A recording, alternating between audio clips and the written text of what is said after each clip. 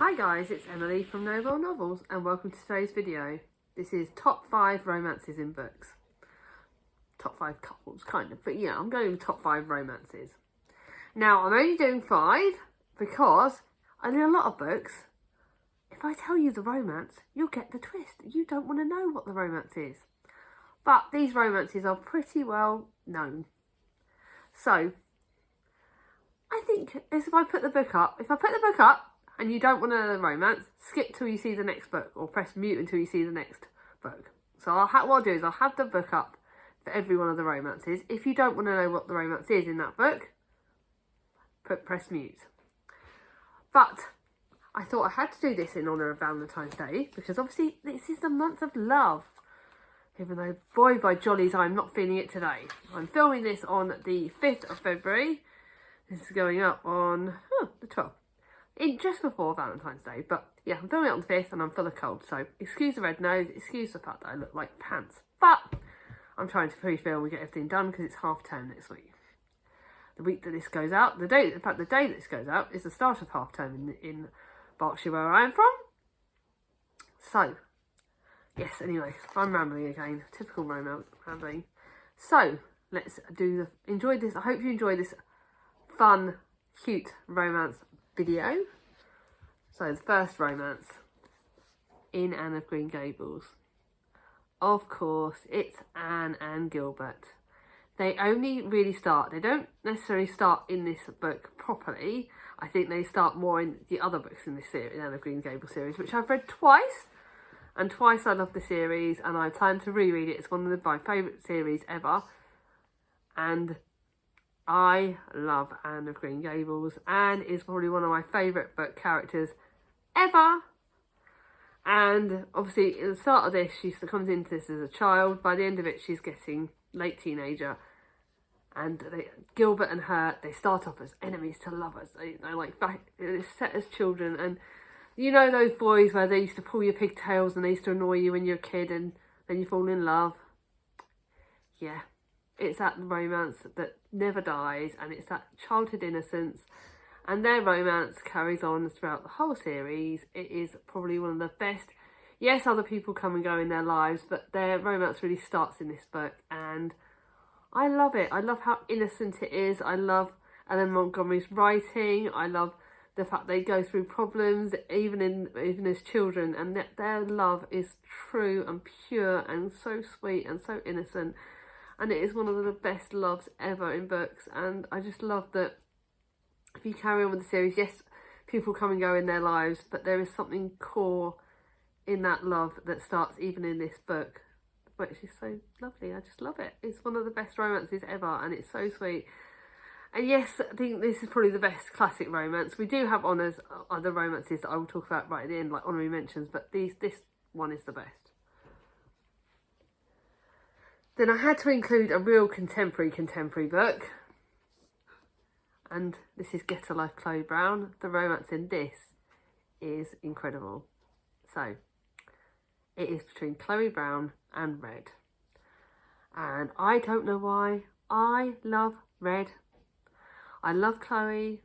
But for me, obviously I'm going to talk a bit about this book. You know this book is one of my favourite books ever. Chloe Brown has fibromyalgia, chronic pain and chronic illness, which obviously I relate to. But what strikes me as the romance in this, and what makes the romance stand out, is the fact that Red takes Chloe for who she is.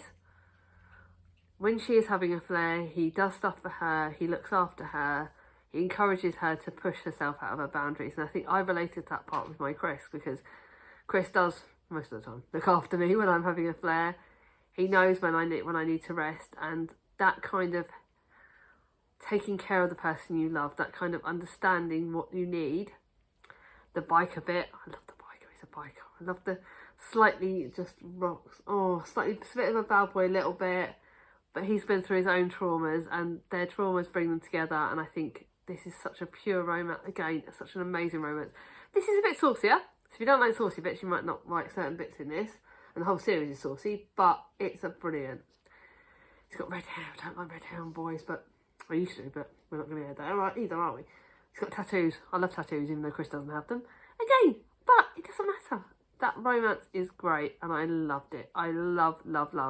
For me, I love the Brown Girl series. I love the Take the Hint, Danny Brown, and what's the other one with the Love of the Sister? Yeah, I love them all.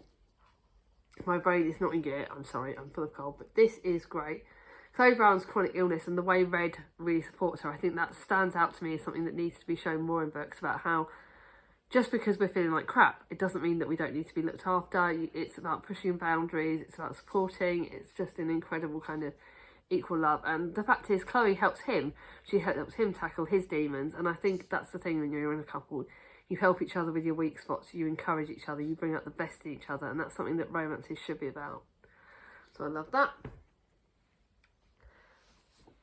Obviously, this will tell you the title. It's the Bridgerton one. Yes, I'm still waiting on this coming out on TV. Netflix, you're in my bad books, because this was supposed to come out, this series for this book was supposed to come out in December. It's now not coming out till April, May.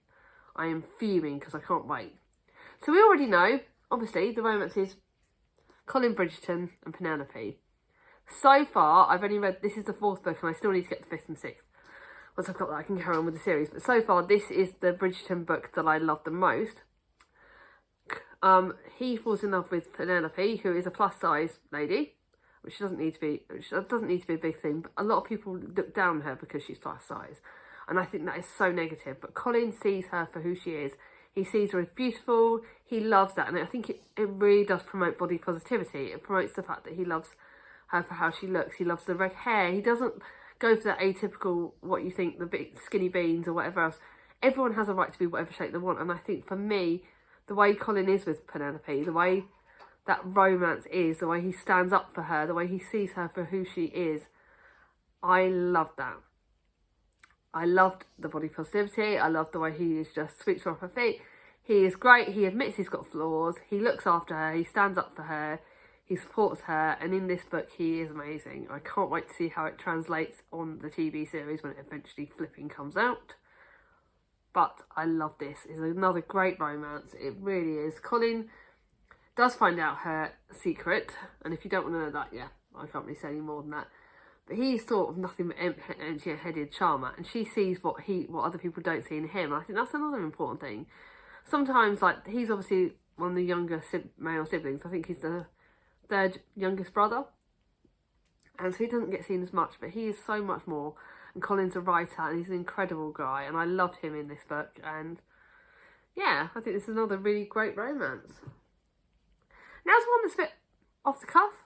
I know I'm supporting a local author, one of my favourite authors, but again, this is supporting the older characters. This is the Aral Doris books. This is between Doris and Aral, because this is an older couple. Yes, this is a whole series. They're married. They're an older couple, but this is about an old couple whose romance is not what we would. It's not saucy. It's nothing like the others. Apart from it's always like, you know, they're an older couple, but they are meant to be together. And the way Aral sticks up for Doris, I flipping love it. Me and Chris have been together 20 bloody years this year, and we are like an old married couple, even though we're not technically married. We are, and you can see that they take the mickey out of each other. She drives him loopy loo, and I'm sure I drive Chris bloody loopy loo. He goes down the pub to escape her. He has his own little hideout places. I know Chris does his own things. But he loves her for who she is, and he won't take anyone else taking the mickey out of her. They have their certain things, they have their certain foibles, they know each other. In the whole series, when Doris has problems, Aral steps up and he looks after her, and he does what he knows best. He knows her from the core. They've been together since they were young, and I love that. I also love the fact that when Aral has problems, Doris steps up again and she looks after him. And that's about how love can stand the test of time. It's about how love doesn't have to be all affectionate all the time. They're not huggy, kissy all over each other. God, I know me and Chris, we certainly bloody aren't. But their love is true, and it's stood the test of time, and it's strong, and it's the kind of romance that I hope when me and Chris are old, we're like that. I really do. So I love Doris and Aral. And last but not least, because my throat is killing me, I need to have a drink. Obviously, Heartstopper. If you do not know the romance in this, who the hell are you and what are you doing on my channel? Heartstopper is one of the best, another amazing series, and Mia's got them all. borrowing them off her. I still need to borrow the 4th book and then I need to buy the 5th because I want it. Don't know whether to technically buy it for her or buy it for me. Excuse me. But, again, it is Charlie and Nick Nelson. Yeah, apparently my friend Kit said you have to include Nick's last name. It is the best romance. Again, it's on Netflix. I loved it. I think it's so great. It's very YA, so you have to bear with that. You have to bear with that it's tackling young people's issues. And I believe that Charlie is in year 10 and Nick is in year 11. So Charlie's already, we all know at the start for this book, Charlie already came out, didn't come out the way he wanted, had a really hard time. And Charlie has got his own problems. And then he falls for Nick. Nick, eventually, yeah, if you've seen the 2 series, that takes a while. But their romance starts off very, very sweet. Very slow but steady. And you can see the way they look at each other. It's such a sweet love. I can't wait to read the 4th book. The graphic novels are really great to read. I fly through them. I cannot wait to read them. I can't wait to read the 4th one, but I've got to wait another month or so because, yeah, it's borrowed books, so it kind of doesn't knock off books on my TBR, but you know what I mean. Anyway, they are Mia's books, but I love them. I love the fact she lets me borrow them. I love this romance. It is sweet, it is strong, and they are having their own things, and their friendship groups within this book is incredible. The TV series, the TV adaptation is brilliant, and I don't think very many TV adaptations have done as well as this. But I loved it.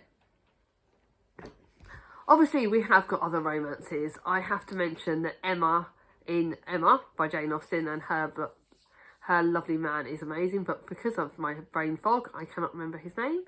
So I couldn't include this. But that romances, there are a lot of romances in classics. The Brontes are romances. Yeah, you don't count them as good romances because there are a lot of the toxicity, but they're good. Jane Austen has a lot of good romances in her book. Pride and Prejudice, we obviously know about Thingy and Darcy, you know, the bad boy Darcy. I love that one. That's another one. Obviously, we have to think about her, that romance. But my brain is in brain fog, so I cannot actually think of people's names today. But Pride and Prejudice is another good classic romance in that book. I've got loads of ones in my contemporaries, but the one that is getting an honorary mention is obviously in Page Toon's book, the Johnny Be Good, the romance in that. But again, I can't really tell you because to me, the romance in Johnny Be Good is not as a clean romance in the first book. It's only really in the second book in the series that I like the romance side of it. But yeah, you can't kind of count that. And there are obviously so many good like series, but those 5 are the ones that really stood out for me. And those 5 are the ones that I had to, if I had to pick any 5, they are the ones that really jump out at me. But let me know in the comments down below, what are your 5 romances? What are some of the romances you love in books? Do any of them correspond? I'd love to know. Obviously, if you got to the end of this video, put a heart, but I want a pink heart. Any of the pink hearts in honour of Valentine's Day. If you put that at the end of this video, if you got there. If you like it, give it a thumbs up. If you're new to my channel, not subscribed yet, ring on my ding-a-ling, and I'll see you all soon. Bye-bye.